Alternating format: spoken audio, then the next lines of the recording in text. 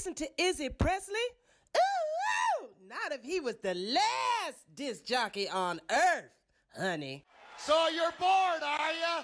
I've come here to break your monotony. Let me have my piece, because I'm shooting with this one, folks. I don't care, man. The unscripted, uncensored, loose cannon of commentary. Why did you say that? Why? Why? You come out with stink like that? Poop. Your poop mouth. Poop out of your mouth. See, son? Old legends never die. They just lose weight. Like a legend and an out-of-work bum look a lot alike, Daddy. I've got a midget friend, an albino friend, and another friend who thinks Lord of the Rings is real. Together we call ourselves the Unfuckables. Quinton is in. Let the fun begin. Body touch. God, you're an asshole. Hello, Hollywood. Hello, world. And hello, my loyal minions. It is good to see you and it's good to be seen. My name is Izzy Presley, and this is another fucking podcast. Back for another week of debauchery. I got Jason Bieler chomping at the bit to entertain all of you great folks, and we'll get to him in just a second. Make sure you guys hit up all the social media at Real Izzy Presley all the way across the board. Twitter, Instagram, and the Facebook. And of course, the show page is another effing podcast. Make sure you go like and subscribe all over there, and also subscribe on the Spreaker, because if you are listening live on Spreaker right now, you are already subscribed and it is free. But if you are listening to this afterwards, go to Spreaker.com/user/Izzy Presley and hit that follow subscribe button, and you can listen to the show live, and you can get in here, and you could be actually talking to Jason Bieler right now with me, well, via the chat room. Also, make sure you guys hit up the YouTube channel. We are filming all the shows now, so you can actually watch the shows as well. If you guys like what I do, we have t-shirts available. We have shower curtains. I've got shower curtains, believe it or not. Yes, I have shower curtains. I have comforters, pillows, socks, yoga pants, you name it, I got it. That is all on the Teespring store. If you go to the another F5. See, this is what happens when I'm sober, Jason. I stumble upon myself. I'm not mumbling, I'm not slurring, I'm stumbling. And you'd think, being the astute professional that I am. I never thought that, for the record. Okay, thank you. I appreciate that. I'm glad we connect like that. I come to this with no expectations. I know you do. Yeah, go to the Facebook page, click on that shop now button, and you can buy all that great stuff. Or if you just want to donate, it's really, really easy. izzypresley@yahoo.com is your PayPal. Cash App is Real Izzy Presley and $ Izzy Presley for the, no, that's Cash App. The other one is the Venmo. That's Real Izzy Presley.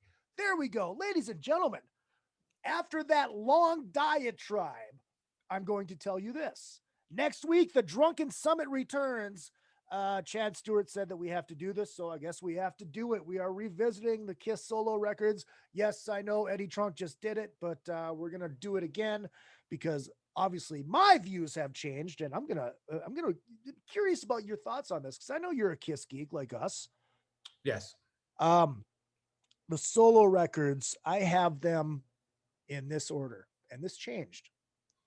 Peter, The Criss, conversation's over. It's Ace Frehley's number one. Oh no. Peter Criss, Ace Frehley, Gene Simmons. Ace Frehley had the best solo record. And I'll tell you why. I have my reasons on this. I don't think it's the best Kiss record. I think it's the best album of the four. And if you go back, go to 70s on 7 on XM if you have it, and listen to Casey Kasem. And if you're lucky enough to come across the 1978 countdown, Peter Criss's solo record, top to bottom, is nose to nose and toes to toes with almost every song on that countdown. They are great pop rock songs for the time, and I think that makes up the best album of the four, not the best Kiss record. The best. Does it damage our relationship that you're wrong? No, because I'm right. I don't want you to feel like hurt or any distance between us, because we should I'm told I'm more likable if I respect others' opinions, but you're wrong. Oh, Jason, you're always likable. So how you doing, man? What's going on? I know you don't leave your house much, but what's going on in North Carolina? I would like to say, other than the obvious horrors that have afflicted many, both financially and in the health sense, which is just obviously terrible, goes without saying. I'm having a delightful time, which makes me really repulsive. I'm enjoying being home. I mean, I love spending time with the dogs and the family, and you know, I mean, I get up, I go to the studio, I drink some coffee. Occasionally, depending on what day of the week it is, I'll put clothes on. I appreciate you have clothes on right now, by the way. Only up, only Nice. the upper part. Nice. And notice you can't see my hands. Keeps me engaged in the interview, they say. It's the Dolly Parton T-shirt with my boobs. That's the combination. That's It's an old tip I learned from Phil Donahue.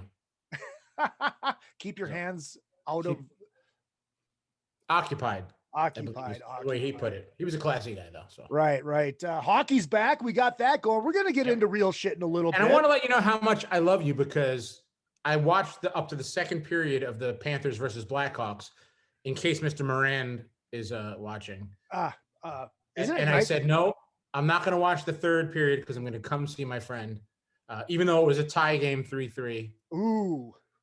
See, now I have the TV right next to me. Right. And I stay focused on you. Nothing is more important than my engagement with you. So sure, I have NHL on my iPad, and I could very easily off to the right or left set up a nice viewing station. But I thought, no, Izzy deserves the best of me. Have you ever thought about getting that Budweiser goal light? Have you seen that? No, I have not. Dude, it's an actual goal light like they have, and it's set up via Bluetooth.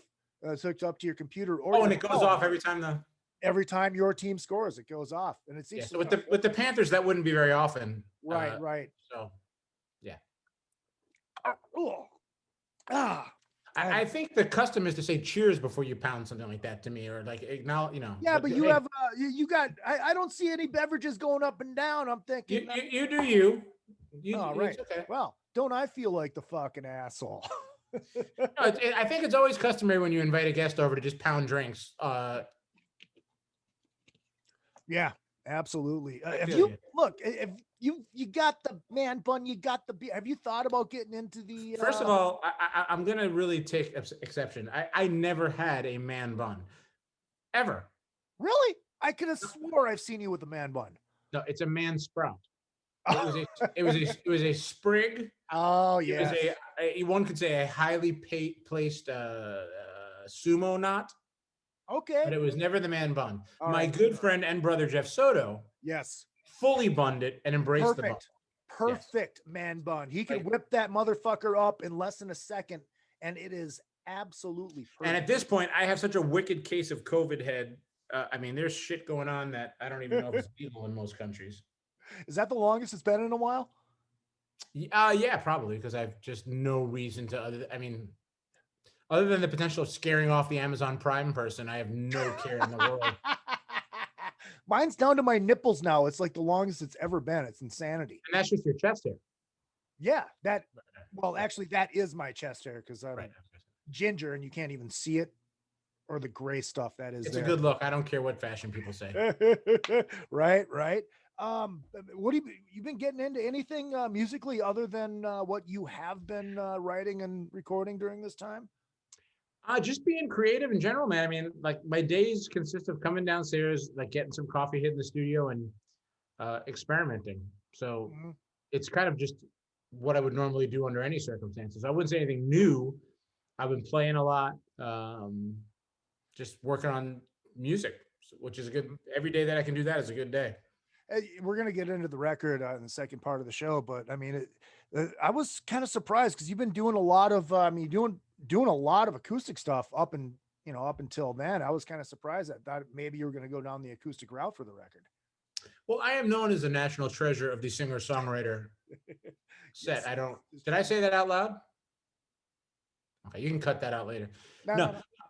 I mean, the idea was just to really have some fun with, like Jeff Soto and buddies of mine, and just, Did I get blurry here? Did I blur You myself got out? blurry. Yeah, you must have wiped some of that Vaseline over the I camera. could have There. sworn I had it contained, but let me see if I can fix this any way, shape, or form. Is this getting it all? There you go. So a clearer version of me is not necessarily what the audience needs. That's But- the first, Jason. This is the first time I found out that you can focus on Zoom. I did not know you could do that. No, it was just I realized that my browser light had dimmed. There. And I thought I was just expiring from this plane of existence. So I did that about 9 years ago. so yeah, I mean, the idea was just to go out there and play some of the songs and travel light with my friend. And, you know, Jeff and I were setting up like basically just like, hey, dude, you want to go to Chicago?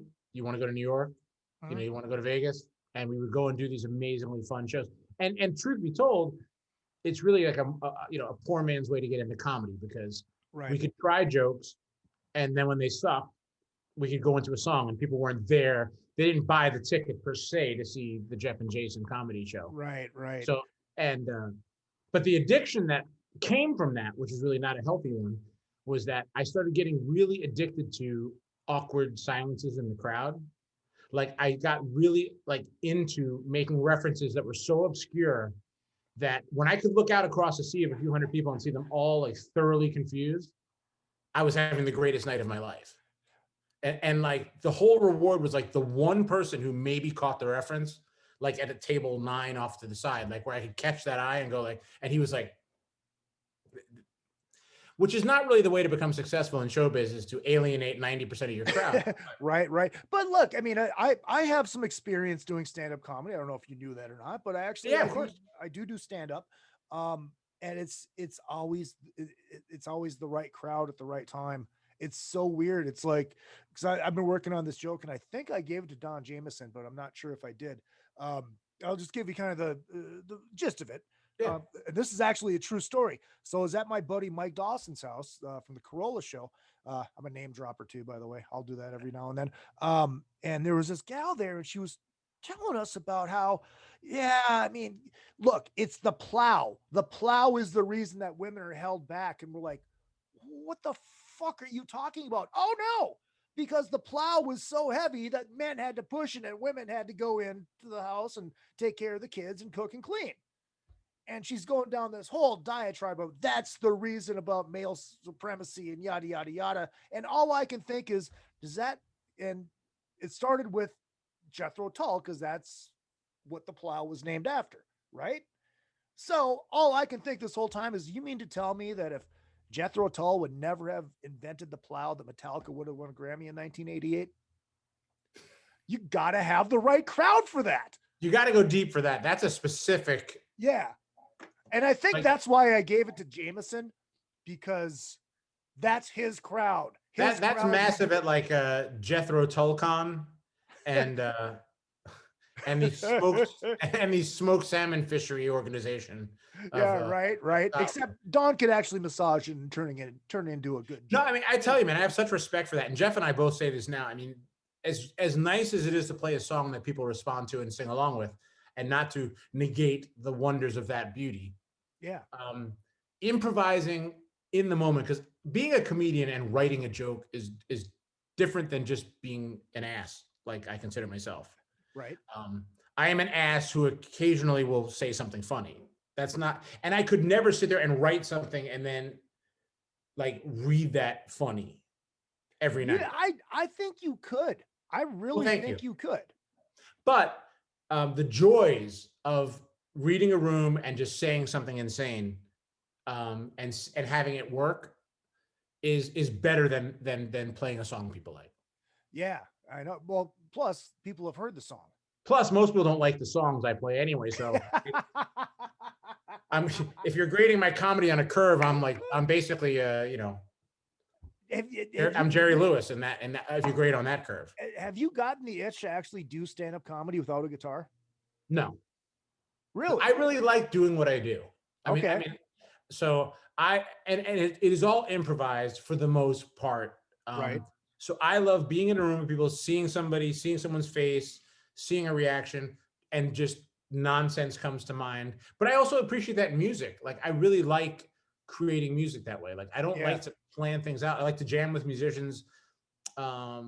in that, and not knowing what's going to happen. And that doesn't make it any better than people who write. I mean, people like Seinfeld or whoever who write these perfectly crafted, like every syllable is timed to land a certain way. That's brilliant in a whole nother level. But what is with the color orange? What's up with that? But I get such a thrill out of just letting my brain loose. And I don't, because I'm impervious to the attack of others. I really don't care when something doesn't work. Right. And that's a strength. Like, no, absolutely. As a matter of fact, I will lean into awkward silence. So that whole trip of doing the acoustic shows just lended itself to that. And I think also, man, it was just so nice to get in a room with, and obviously as Jeff and I did it a little bit more, they became super successful within reason and were selling out. And it was just so nice to be in a room with people where they could sit down. They weren't standing in a pit that smelled like urine.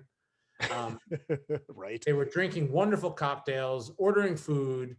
It had a very Rat Pack vibe to it, where we were just enjoying the night and everyone was chilled out and having a blast, and played a few songs and told a few stories. And so, yeah, it was amazing. Yeah, I was so bummed because I did want to come see that. And I know you offered to let me come down, and I like rent was due or something like that. I'm like, fuck, I have to work. Because I felt terrible. In fairness, I just invited you so I could have the security guy not let you in. Oh, see, and that would have been great. That would have been great. I've never had that. I'm on the list. Yeah, the you're not allowed list. Hey, don't let this guy in.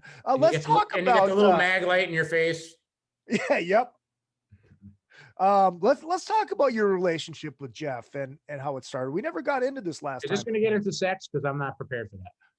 Well, you don't have to get into the gory, some poo flew out, stories. Really quick, Scotty checking in from Canada. And Jeffro Lee Roth checking in. He says, I did invent the plow. It's my dick's name. Hey, yo. Is this thing on? I guess. Yeah, let's talk about your relationship with Jeff. I guess I didn't realize until tonight when I actually started doing a little research for once, oddly, that you guys, you were in the touring version of Talisman. Yeah, I mean, Jeff, when I was 18, I mean, to make a long story less interesting, I had played on someone's demo and they were trying to get the bass position in some kind of solo project Jeff was doing. Okay. Jeff didn't hire them as a bass player, but asked them who the guitar player was. So I was living at home with my mother and father, like most, I think, biological forms usually do. And at this point, you have to realize that in context, I mean, in the guitar world, Yngwie and Jeff Scott Soto, there was nothing bigger on earth happening in my world. And, I remember a knock on my door and my mom's like, some kind of Wef rock Scoto's on the phone, for you. And I just assumed it was like my buddies, like just goofing, whatever. Right. And it was Jeff, and he invited me to come out to LA, and we worked on a few songs, and we had a great time, and it was amazing. And I always tell the story that was the time when he named his child after me. The child was 6 months at the time. So I'm going to stick with the fact that he renamed his child Jason. It was a whole court. There was a court proceeding and everything else. But he met you and he just knew that, well, this needs to be my kid's name. This child needs to be named after my guest in the house. Absolutely. So we had a wonderful time, bonded a bit. And then a few months later, I got a call from Jeff saying, hey, I'm doing this thing with Marcel Jacob, who just I couldn't speak more highly of and be more impressed with as a musician. And, it's amazing because Jeff's really not that much older than me at all. But when you're 18 and someone's like 23, it seemed like those guys were like hardened road veterans and to me, legends. Right. So it was my first ever gig, professional gig, getting paid. I fly to Sweden. I travel all over the place with them. I learned how to drink beer, which is a very important skill. As a matter of fact, I learned how to drink Irish coffee. And Sweden always to this day has just a magical, like kind of, it feels like a Tolkien. Thank you. It feels like a Tolkien. I'll have one of those. Thanks for setting me up, dude. You got it. It feels like this Tolkien adventure, like, 18, a lot of cash in your pocket, no bills, no responsibilities, and traveling about Scandinavia. So Jeff gave me my first professional gig ever. And as that was kind of coming to play, so we wound up doing a bunch of different tours, probably over 4 to 5 months, and I was working on Saigon Kick when I was home. Like kind of, it was the infancy of that. So those things were kind of simultaneously happening. But yeah, so I've known Jeff forever, and he's a lovely man. Well, let me ask you this. I mean, what did you learn from that you were able to bring into Saigon?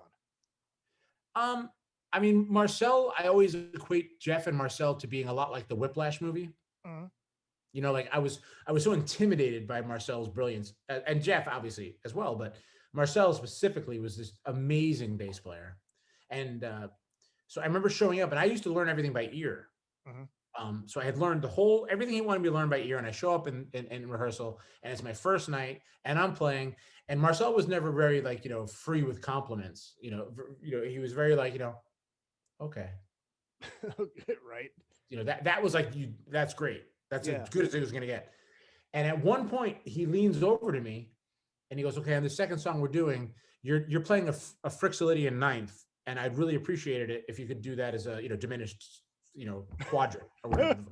And I'm just like, in my head, I'm just like, woo! I see like a slow motion version of me being driven to the airport because I have no idea what the fuck the guy's talking about.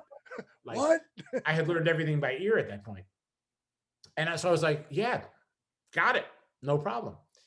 And I just kept playing the same thing over and over again and just tried to get my way through it. And it was a couple of days later, finally, like I was like, you know, he's like, dude, like, why are you being an asshole? Like, you know, you're playing everything flawlessly, but I specifically asked you to make this one change. And I was like, I was almost in tears. I was like, I don't know what the fuck you're talking about. And he was like, why didn't you just say something? I was like, I had never had any professional like experience to know what to say. I just thought like, you know, James Brown fired everybody like for, you know, that. So James Brown and Marcel are, you know, if you're professional, that's the way you respond. And if you can't understand what James Brown is saying, which is a little bit more difficult than understanding what Marcel is saying, right? You're just going to get fired. So I just learned, you know, a degree of like being really, really hard on yourself, but for the right reasons, you know. I mean, and it was never malicious, but you know, he was about bringing the best out of everybody around. And if you weren't interested in that pursuit, right, he had no time for it. Do you think were you self-taught? All the way. I mean, I've even till today, but I mean, the last 5-6 years, just really did a deep dive on theory and started studying all kinds of theory and Miami University jazz courses and all kinds of cool stuff with some of the heads of their program. And so I have eventually learned what the fuck Marcel was talking about 30 years later, unfortunately, but I know. Right. But do you think that helped you being self-taught? I don't know that it helps or hurts. I mean, I think I just always leaned on my ear. Mm-hmm. My ear was always really true to me. Like if I hear something, I can do it. I always understood what it was. And from a very little kid, like music always kind of felt like a language to me. So I understood it. Mm-hmm. So when I would hear a riff, I would understand what that sentence was. Right. You could picture it. I'd have to work on technique to get it. Right. But I heard it and I could hear the notes that I was doing right or wrong. Right. I think the reason I asked is because, I mean, all of our heroes, I mean, those guys that came up in the 60s and me 70s, and go on. Yes, you. Me and all the other greats you're about to mention. Like Scotty Moore and Ace Frehley and, you know, Hendrix and Eddie, and even though Eddie did have lessons. I guess where I was going with that is like those guys were so innovative. And I think being self-taught pushed that innovation because they're not being taught how to play something. They're figuring out how to do it on their own and learning theory later really only served a purpose of me understanding why things sounded a certain way, like why I like certain things. Like I could name the thing I liked, or I could find out why things. I think the difference between guitar players of our generation was that we had to rely on our ear. There was no YouTube. Like now you can go on YouTube and see, you know, Gary Moore or Eddie Van Halen or Neil Schon or, you know, any John Scofield play the lick you were trying to figure out. Right. I had to sit there with a record going and hear it and then pull the thing off and try to get the notes back in and then try to find the same spot on the record. Yeah. So your ear developed, which to me is still by far the most important aspect of being a musician. I don't know that theory makes you, I don't know that Hendrix would have been any better. He wouldn't have been worse for knowing theory, but it wouldn't have impacted his creativity. I mean, that came from his ear. I mean, your ear is what tells you it's like how much spice to put in. That's right. your ear. Yeah, absolutely. First half of the show brought to you by Bieler Amplification. That's 2 E's, BielerAmplification.com. These things are so badass. 100 watts of testicular fortitude, 3 channels, pull 2 tubes. You got yourself a 50. You got that old school Kiss tone, old school AC/DC tone, and that clean ass Fender tone all in one hand wired, hand built amplifier. You can see that bad boy right behind me. And the Izzy Presley TCB1. Fuck, you can call them. You can get the first one if you want. You can get serial number 1 if you want it, because I don't have one yet. But yeah, those are available as well.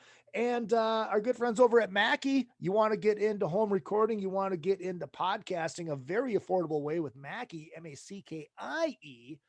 The studio bundles, less than $500. Christ, you can get it for like $250.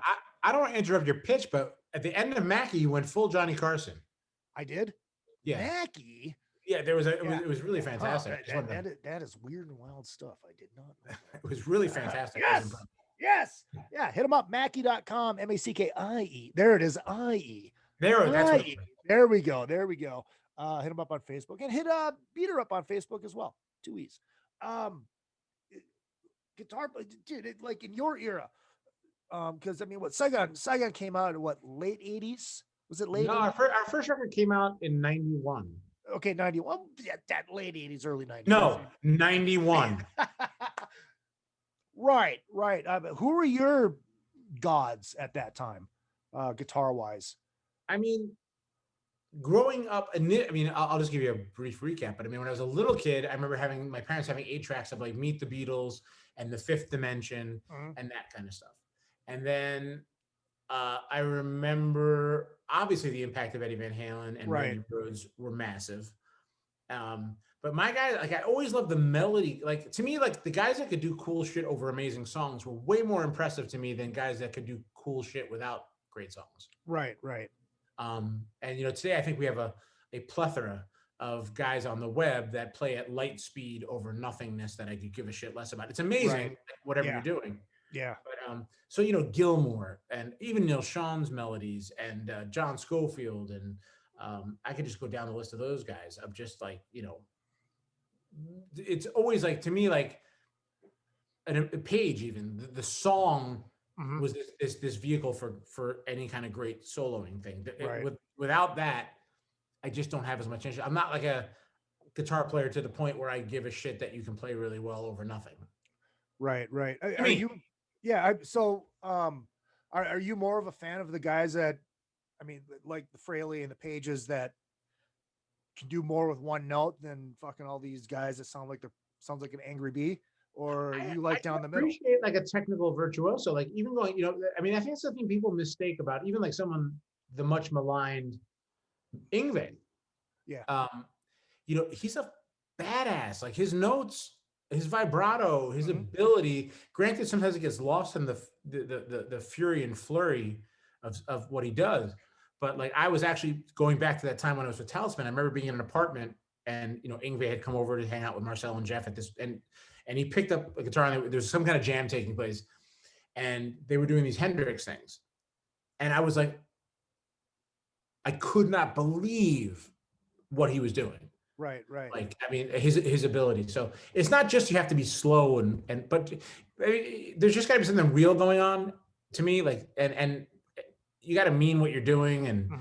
And then for me, the perfect combination is if you can be really brilliant and intent, having that kind of intent, and then you write comfortably numb, you have my attention. Right. No, so you basically have to be a Richie Kotzen. Richie Kotzen's a badass, and it's strangely enough, I really hadn't been that experienced to him until the plug here for the Monsters of Rock cruise. That I knew he was great. Like just by the circles of, oh, that's a guitar player guy. That's great. Right.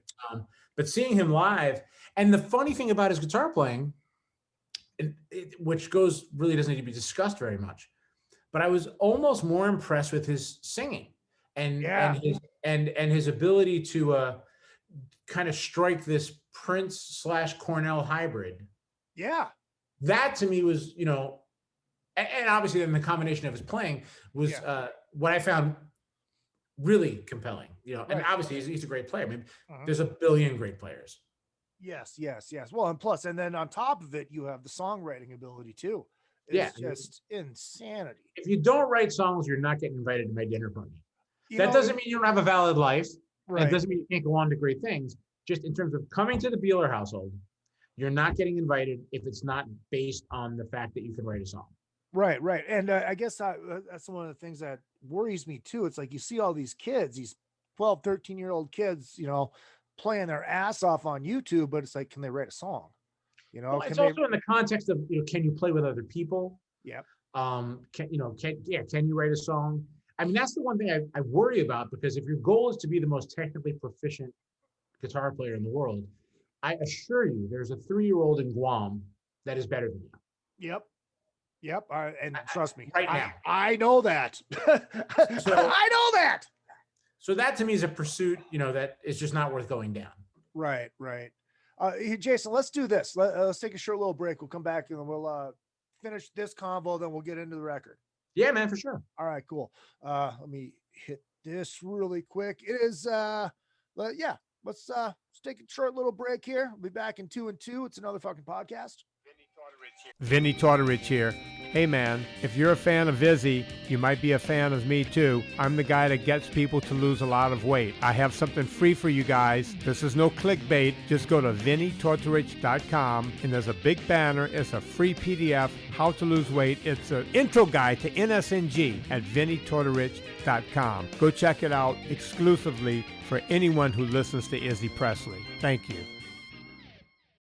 Rockwood Saloon Authentic Apparel takes rock and roll fashion to a new level with their tees and tanks for men and women. They also make custom shirts, jackets, vests, pants, hoodies, beanies, and more. The Rockwood Graphics Department can design anything from your logo, t-shirt design, promo posters, band swag, and printed at great prices. From tour shirts and custom stage gear to killer threads for the street to the stage, Rockwood Saloon has it all. Rockwood Saloon, authentic rock and roll apparel for stage and street. World Tour tested for quality, comfort, style, and durability. Check them out at www.rockwoodsaloon.com. That's rockwoodsaloon.com. Hey ladies, Sass Pants Designs will take that band shirt that everyone has and make it your own in a flattering, sassy, and simple way. There are one-of-a-kind tank tops, halter tops, lace-up tees, and tube-top dresses already in stock. Check out the online store at sasspantsrocks.com and like Sass Pants Designs on Facebook, Instagram, and Twitter for special offers and custom orders. Use the code IZZY25 for 25% off of your entire order at sasspantsrocks.com. That's sasspantsrocks.com. Let Sass Pants make you the envy of the party. RockstarLeatherworks.com is your home for badass rock and roll gear. Featuring 100% handmade leather bands, watches, cuffs, bracelets, and more, Rockstar Leatherworks has something for everybody. Whether you are going to the show or you are in it, you can find something to fit your needs. Choose from a variety of designs or create your own masterpiece. Their bands and watches are second to none. They also ship internationally. Who needs a stage to be a rock star? Check out RockstarLeatherworks.com. Hey, what's going on? This is Tom Arnold. I like fat women and cocaine. And you're listening to Izzy Presley here on another fucking podcast. And I know Izzy from Cocaine Anonymous meetings. I've actually seen him at the meetings with Ace Von Johnson from, I probably shouldn't say this out loud, but Ace has got a bad coke problem. And his sponsor is Josh Todd from, and again, I shouldn't say this out loud, but Josh is his sponsor for Buck Cherry. He's addicted to upskirt porn. And they're both being sponsored by the Eagles. The whole band, the Eagles. Anyways, another fucking podcast right here with Izzy Presley, and call your sponsor. Fucking God bless Craig Gass. Second half of the show brought to you by A&P Laser Engraving. Kids, hit them up, aplaser.com. Valentine's Day is coming up. You want to get something for your sweetie, get something special and laser engraved, hit them up, aplaser.com. You know, she has a sidearm. They can laser engrave her sidearm for her. They can do it all. I've even seen them laser engrave a hot dog bun. They are that good. aplaser.com, I believe. You'll find it. And our good friend John Palumbo. Yes, John, we love us some John Palumbo. Hit up johnpalumbodesign.com. You have a band, you have a business, you need a website, you need a logo. Hit up the good, the great, the wonderful John Palumbo. johnpalumbodesign.com. Can you introduce me at breakfast? I would just like that in the morning. Like absolutely. You know what? I told you what was supposed to happen at the pre-party last year, right? Look, I don't want to bring this up right now because I'm still raw. I'm emotionally very, and I'm in a weird place. Don't push your luck. Soto, the interview's been going great so far. Let's not go to the ugly past. Because I had Soto on a couple months ago when his record came out, and I couldn't remember if he was there last year, but he wasn't. No, he wasn't. But like, did Bieler tell you what I was gonna do or what we tried to do, and then it backfired because the guy didn't play the intro music? He goes, "No, I had it all lined up. They were gonna play the Roddy Piper intro music while you were still playing, like the year before, except that wasn't planned. That was an accident, but turned out being hilarious at the same time. It was wonderful. And I was gonna come out. I had the kilt. I had the hot rod shirt. I was going to come out as Roddy Piper and do that. So you're bored, are ya? And I was going to do the whole gimmick. And then the guy. The best part of that is I keep telling everyone was like, I can't believe, Izzy cut you off. And I was like, yeah, but when you think about it, Jeff and I only played 2 songs, which makes us the highest paid per minute performers yep. on the entire Monsters of Cruise. So I mean, Monster Rock Cruise. It was a win-win. Yeah, exactly. And we all know it was a mistake. I was just told to go. No, it was on purpose. Well, maybe. Oh, I bet you that was JP. It was all JP. JP's got issues with me. Yep. When JP says go and he's the stage manager, you go. I didn't know you were still playing. I had no idea. I just said, hey, all right, I get to go on stage. So that's because we were set up next to the restrooms at the, so it was kind of a distance from me. Yes, exactly. Let's get into songwriting a little bit before we get into the record, which is I would love to. Which is out this Friday. It is called Jason Bieler and the Baron von Bielski. Is it Bielski or Bielsk? Bielski. Bielski. That makes even more sense. Orchestra. The record's called Songs for the Apocalypse, which is out this Friday on Frontiers. We're going to get into that in a second. Your songwriting. When did you figure out that you were able to write songs? Well, I mean, that depends on who you talk to. But from my perspective, I always wrote songs and music. Like I said, when we're talking about it, music was just a language to me from when I was a little kid. And I would hear the Beatles, or I'd hear Barry Manilow, or I'd hear Meshuggah, whatever it is. Like I hear it and I would feel compelled that it all kind of got put into my my brain, my Juice Tiger-esque brain, and things got jumbled up and spit out. And so I've always, it's one of the, I wouldn't say it's a gift, but I literally can always write, like always. Yeah. I just, it's really the trick for me is to not hear, and it also tends to come to me like a full chunk of music. So I hear kind of at the same time, like the lyrics, the melodies and the riffs and the general sense of the percussion all at the same time. Oh, wow. Dude, that's a gift. Well, I don't know if it's a gift, but I mean, so like, to me, it's like if you and I sat down and we're going to write 10 songs, we'd have it done by, in 45 minutes. Yeah, and you doesn't mean every song is going to be a keeper, but right. But you would also have 95% of the publishing on all those too, because I'd be like, yeah, but no. It's got to be like, okay, cool. Well, in fairness, that makes me a bit of a prick to collaborate with. Well, I guess, yeah. Because when I hear stuff like that, like what starts to throw me if I'm in a room with somebody is like, well, you know what we could do, and I'm like, shut the fuck up. Like there's incoming signal. Like I need to get this out. Right. But that doesn't make it. That makes it really horrible for other musicians. In a lot of cases, if you can't work that way, it's not the best situation for other people. Did that cause problems in Saigon Kick? What problems would you possibly be speaking of? I don't know. I mean, I don't know the story. I mean, as far as I know, there's nothing but love and mutual respect ever since the inception of the name Saigon Kick. I honestly, Jason, I wasn't being a dick. I don't know. I don't know. We hate each other with a white hot passion, usually reserved for like the third ex-wife kind of thing. Oh, okay. But and I think it's, but again, I'm not one to talk negatively about anybody. Yeah. Because who gives a shit? And I think, but yes, I mean, the dynamic of our interactions creatively are you like having a stroke? Or no, it looked like there was a fruit fly, so I was trying to grab it. I thought you were like maybe starting to. No. I'm trying to promote a record here. The guy doesn't have to go full catatonic in the middle of it. Yeah. So I mean, they're creative tensions, business concept tensions, and I take full responsibility for my own being a difficult prick. Well, let me ask you this though, because everybody always says that the hate always brings good music. You talk about Richards and Jagger and Tyler and Perry, and so you disagree with that? I do what I do for better or for worse. Our hatred. I mean, look, I don't wish anybody ill. I mean, I really don't. But it's not a good working environment. You know what I mean? To me, I do what I do, and I'm comfortable with what I do and how I do it. And I think that's the beautiful part of getting to this point in my career where I'm like, hey, I kind of know what I do and how I do it. And I was able to work with a bunch of brilliant people on this record in a really healthy, great way. Yeah. And I don't mean to say to discount anybody else's contributions to whatever Saigon Kick achieved. But yeah, just, it's such a unique story. I don't think you've ever heard this before, but rock band has inner turmoil. Right. Have you ever?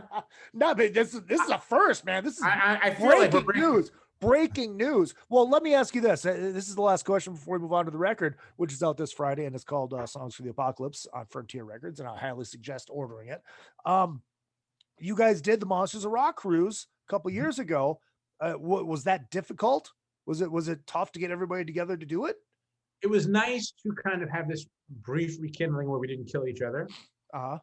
And I've been saying this in a couple of interviews when asked, is it's like seeing a girl you dated maybe 15 or 20 years ago, and you haven't seen each other, and it's kind of weird and strange. Yeah. You get together and you have this candlelit, beautiful LA high, you're at a great restaurant, and it's just, the drinks are flowing, and you're like, my God, like, she's beautiful. Yeah. And there's such a natural rhythm to the conversation, and it's like, we just have this understanding. And you go home, and then the next day you're like, hey, we should go to the mall or go shopping. Yeah. And you get to the next day and you're like, oh my God, there she is. That's the fucking girl I wanted to, it's that same dynamic of where, all those old things, which again, because these things are usually condensed to the point where Bieler says entire Saigon Kick problem is Bieler's fault, whatever. My own responsibility for all the things I did. Mm-hmm. But it's that dynamic that just doesn't ever change. Well, I think whether you're 15 or whether you're 50, it's that seething undercurrent. Well, Jason, let me ask you this. How good of an answer was that, though? Seriously, dude. No, I thought it was amazing. That's why you're the best. We need to let's take a moment and just to bask in the gloriousness of that moment. Okay, we can move on. I'm sorry. Do you think that was it was a nice way to say goodbye to it?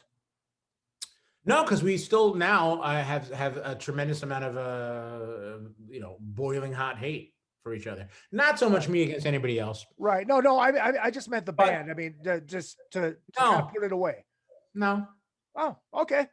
No. I mean, I love the opportunity. Obviously, anytime I can be involved in the Monsters of Rock cruise, it's amazing. It's a wonderful time. I think everybody had a great time individually. So it wasn't anything like that.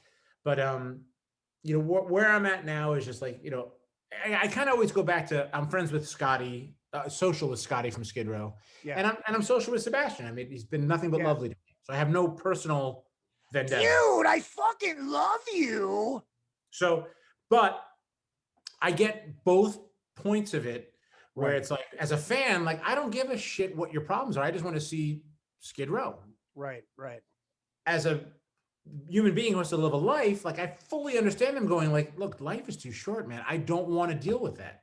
It's kind of like going, that psycho girlfriend you had that killed your cat? She was a delightful dinner guest. Can you just keep going out with her? Because she was just so great.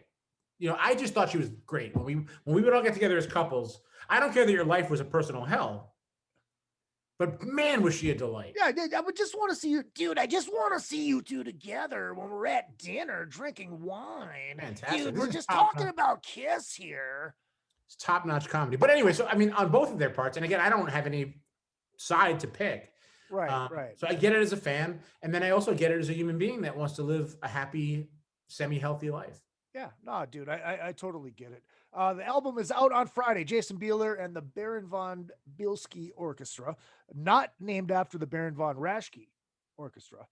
No, but I had a Raschke once. But are you familiar with the Baron von Raschke? No, I am not familiar. He was a wrestler in the AWA. Was he really? He was bald. He was some dude from Minnesota that they gave a German gimmick to. And that is all the people need to know with the claw. See, my wrestling was like, and I wasn't a massive wrestling fan, but when I was paying attention a little bit, it was Bugsy McGraw, Superstar Billy Graham. Oh, I remember Superstar Billy Graham. Kamala, the Ugandan giant. Yes, I remember Halen, him. Rest in Parts peace. Unknown. Yes, that's always the best. So that's my wrestling. Gotcha. Experience. So I was sampling. I didn't have time to dive into it, but I got about halfway through it this afternoon. Great. So we're doing this whole interview of my new record that you didn't have the time to listen to. No, I did listen to it. No, you didn't. You just told me you didn't. Halfway through. That's not listening. That's like I had half a sandwich. I want to review your entire menu. I'm sorry. This is terrible. This is really.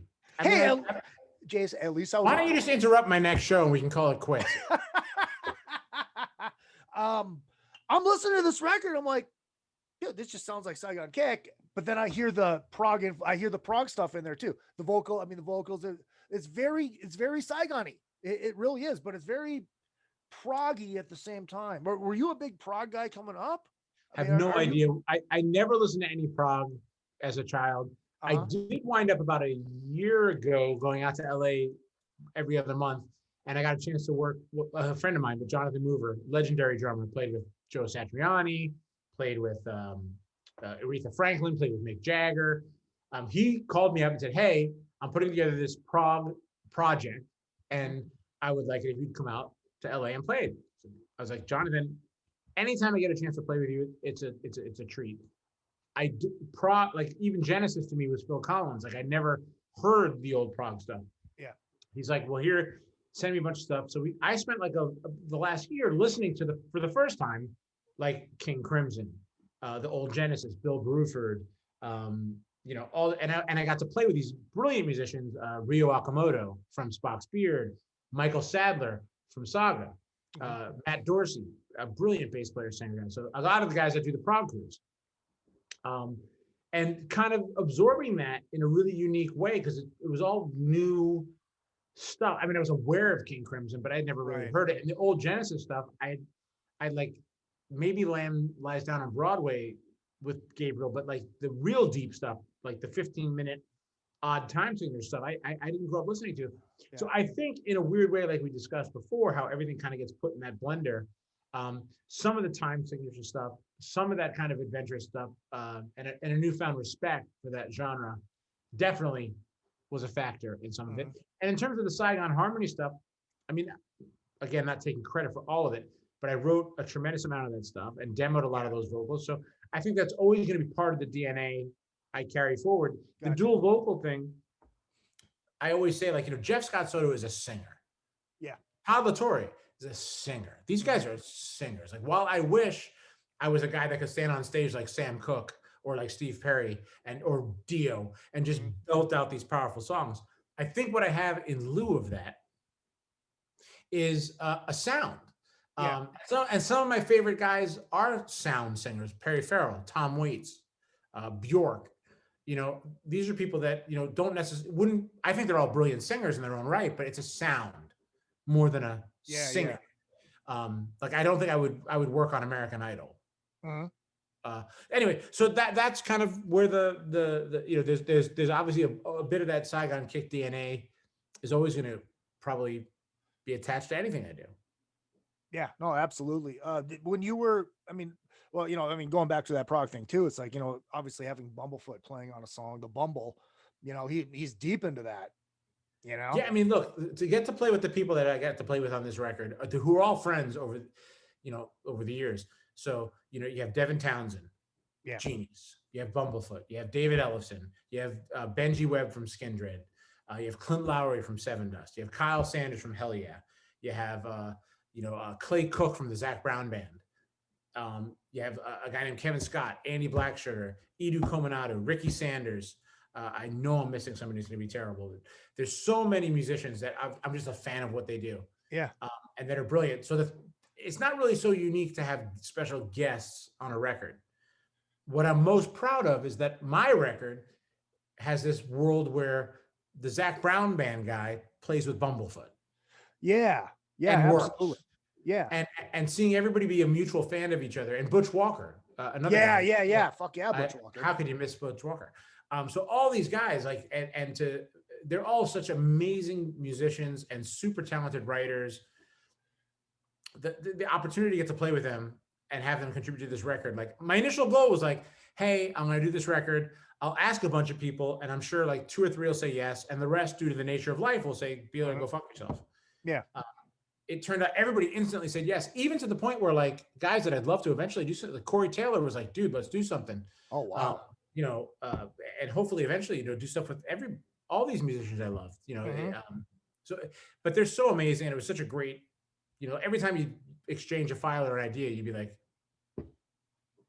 David Ellison's a great bass player. Yeah. You know what I mean? Yep. It's like, you don't sit back and go like, I wonder if I should tell him how to do it. It's like, right. So, when obviously you just said you did this by sharing files and sending it around, yada, yada, because obviously you're not going to get it into a room when you're in North Carolina and they're all over the place and you probably don't want any. No, we're all very successful amongst the rock star cabal. We've all shared the vaccine about 6 months ago. So we've been living in a 5-star resort freely. Right. Just roaming around half naked. That's hot. It is hot. So unfortunately, I only have men guest on the record, which was not by design. So I don't know how hot it actually is, but. So you being like you had says, I write and I don't take a lot of input, and that's how I am.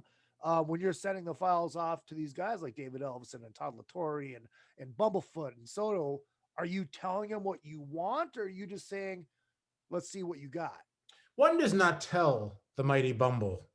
He is not a Chinese takeout menu where one says, tonight I will try the shrimp and lobster sauce. No, I mean, that's the thing. I mean, I'm a fan of what these people all do. Yeah. Even Clay Cook, which you wouldn't necessarily correlate with my, Zac Brown band with what I do, right. But he's such a metal fan. Clay co-wrote the first John Mayer record together. He grew up with John Mayer. So all of these guys are just the badassery is at such a high level that I wanted what they did. I wanted them to hear this kind of like playground I was building. Yeah. And then to say like, what we could put is this. I could Devin Townsend the shit out of this. Yeah.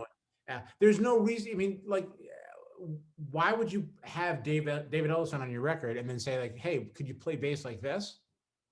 Yeah, that's a good point. What's the point? Yeah, doing exactly. That. And like I tell you, man, I bumbled my way into a lot of amazingly fortunate situations, but it wasn't that thought out. These guys are so amazing that I was like, I finished. Let me send this to so and so. Let me send this to this guy. Jeff will do that. And every time you'd open something up or hear a new file, I'd be like, oh my God, man, Clint Lowry from Seven Dust is a badass. Mm-hmm. Kyle Sanders is a motherfucking great bass. It was one delight after another. It was like a Christmas morning or Hanukkah, depending on your persuasion. I am not religious at all, so it could be a Satan ritual or whatever kind of satanic ritual you want to. But it was just a constant bevy of gifts from these people. Yeah. Happy Festivus. Here you go. It was just wonderful. That's awesome. It's so pathetic to be this happy with something that's supposed to be a rock or metal record. Like, it's not really cool. Like, I'm so giddy. With all the pleasantries of. Yeah, no, dude, you should be, because look, I know you're busting my balls a little bit, but it's really good. I mean, it's really good. Fucking good. Really fucking good. Dude, fucking I didn't really come here fucking for good. I did not come here for really good. How about it's fucking amazing? There you go. I mean, come on. It's showbiz. The people don't come here for good, Izzy. You know this. This is true. 2 songs on the record. Baby Driver and Down in a Hole, not an Alice in Chains cover and not the Kiss song. No. And not to be confused with Putting a Baby Down in a Hole. Correctamundo. Should be that child that was lost in the well back in the 80s, I believe. Was there any thoughts about doing maybe a cover or two on this, or was it just all fuck it? No, I mean, not that I don't love other people's music. When I was going to do this record, I started writing it in March, and I said I just wanted everything to be of the moment, and we finished in May, probably with everything. And I just wanted it to be of this time period. Yeah. So there wasn't a demo or anything that wasn't initially thought of starting in March. Okay. Was your initial plan to kind of hold off until this whole thing blew over? And then did that change because it hasn't? I don't think it was I knew I didn't want to release this in the middle of everybody not knowing where the world was going. Even though we still don't know where the world is going, I feel like we're kind of in this place where music has become really important. Yeah. Not that singularly my music will save the day by any stretch, but that, hey, people are looking for escapism now. And if I can provide some small percentage of that, with something that, most importantly, like I didn't make it for anybody else, really. I mean, it was to be creative with these people was the whole goal. So it's amazing to me that we got to this point now where all of a sudden it's on these amazing big Spotify playlists and, prog metal this and new metal, and it's being embraced by, for me, a whole brand new world. It's doing really well. But the whole goal was just to do that. So, realizing the importance of how important Netflix has been to people, how important having Cobra Kai or, or The Crown or The Queen's Gambit or anything, you really start to realize over these last few months, for me personally, without that stuff, without music and I don't know that this would have been survived. This would have been a whole different level of hell. Yeah, no, exactly. It's like one of the things that I've been doing is like almost every Sunday I go over to my buddy Mike Dawson's place and we listen to Casey Kasem. But now we've started recording a podcast during Casey Kasem. And the only rule is when Casey talks, you shut up. It's fucking great. It's beautiful. Scotty checking in from Canada says, been listening to Apology and Bring Out Your Dead. Sorry, that's all been released so far in Canada, and it's great. Can't wait for the official release. April Lee is in the house, and she says, hi. Would you please send my love to the great April Lee? I think you just did. Are you kind of happy that it did come out now instead of at the end of this? Because I think there's going to be a large amount of music coming out. I felt like I wanted to get the hell away from 2020. Gotcha. For just a mental thing. Like I was like, 2020 was just, I feel like 2021, although we're off to a wonderful start. I felt like 2021, in the initial thought process, it couldn't get worse. And there's a light at the end of the tunnel, which very well may be a train. Yeah, that's absolutely true. But it's there is a vaccine on the horizon. There is talk of great things like the Monsters of Rock, Island Expo, as I call it, and shows coming back maybe towards fall. Yep. And so there just seems like there's hope. And regardless of your political bent, I think everyone can agree, regardless of where you're at, hopefully the world becomes a better place slightly, because it's just been so off the rails. So I mean, that's kind of my thought process. Is 2021 can't be worse than 2020. Famous last words, by the way. Yeah, right. I said that I'm afraid 2021 is going to be an extension of 2020. Like when Springsteen or Fish just plays that 9-hour concert and then they're deciding to come back and play another 3 hours and they just won't stop. And it's fucking Springsteen and Fish. Yeah, I don't disagree with what you're saying, but I also feel like the cool thing is people amongst the same group of humanity across the world, and I talk to people from, everywhere. There's a group of us that just feel like enough's enough.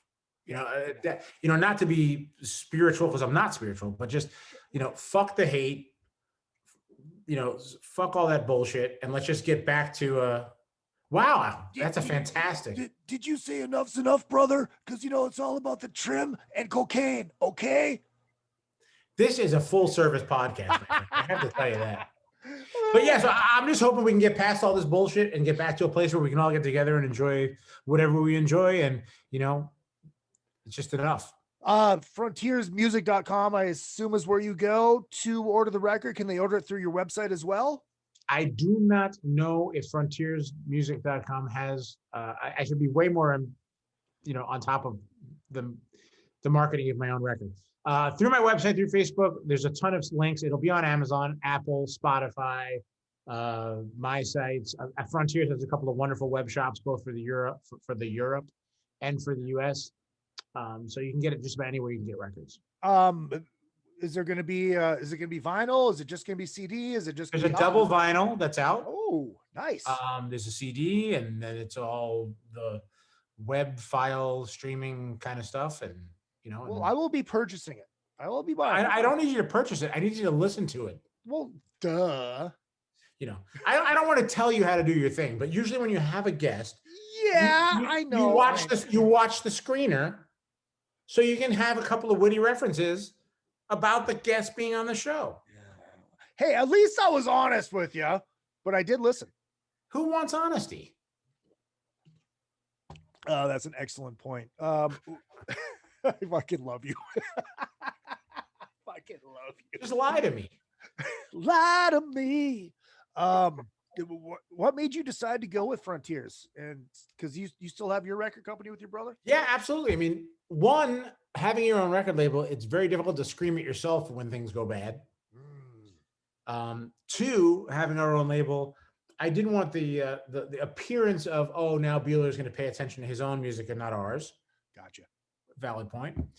And I had a lovely conversation with a gentleman named Nick Teeter, who's the US-based guy, who's really kind of interesting. And I was like, all right, you do know that what I do, and again, I respect what they've accomplished as a label and their roster, but it's like, you do know you're signing a criminally insane human being that doesn't give a shit about what anybody else on earth is doing. And I do my own thing, and I march to the beat of my own drummer. And they were like, yes, we understand that. And I was like, cool. And they've given me full, freedom to do what I do, for better or for worse. And yeah, I mean, I tell you, dude, I'm shocked at the unbelievable positivity that's been coming my way, based on the record so far and the reviews and the like I said, some of the Spotify stuff that I just didn't even anticipate ever happening. Yeah. And it's like a whole new group of people are kind of discovering it, where those people kind of think, what is a Saigon Kick? Is that a snack food from the 80s? I mean, they have no idea. So It's kind of nice to straddle these worlds of people who have been amazingly supportive to everything I do, and a whole new group of people. So I'm a happy camper. I love it. I love it. It's always so good to see you. I miss you so much. It is a delight. And I want to be very clear.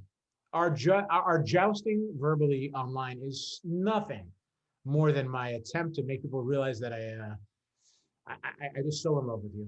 Oh, I know. I likewise. Samesies. You're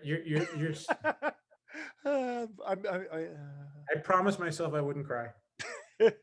Jason, you want to hit your socials and the website one more time before we get out of here? I was very creative when naming all my social media, so it is Jason Bieler.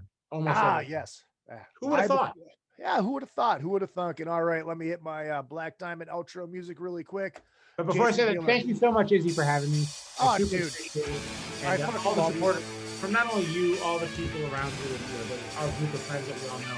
It's just wonderful to get to this point in life where we can still do what we do and get together and enjoy some fun. And have fun, because that's what it's about, right? It's about fun. All right, hold tight. We'll say goodbye off the air. Jason Bieler, everybody. Check out the new record. It is available on Friday. Songs for the Apocalypse. All right, make sure you hit up all the social media at Real Izzy Presley all the way across the board. Twitter, Instagram, and Facebook, and of course the show pages and other podcasts. Donate to the show. Izzy Presley at yahoo.com is your PayPal. Real Izzy Presley is the Venmo, and of course $sign Izzy Presley is the Cash App. And follow me on YouTube, follow me on Spreaker, so you can listen to the show live like the people in the chat were tonight.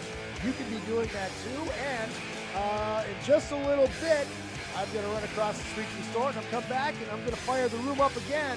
A little post-show fun. So, and drinks. Why not? It is another fucking podcast. See you next week when we dissect again Kiss Dynasty. I love you all, and don't forget, what I lack in talent, I make up for in chat.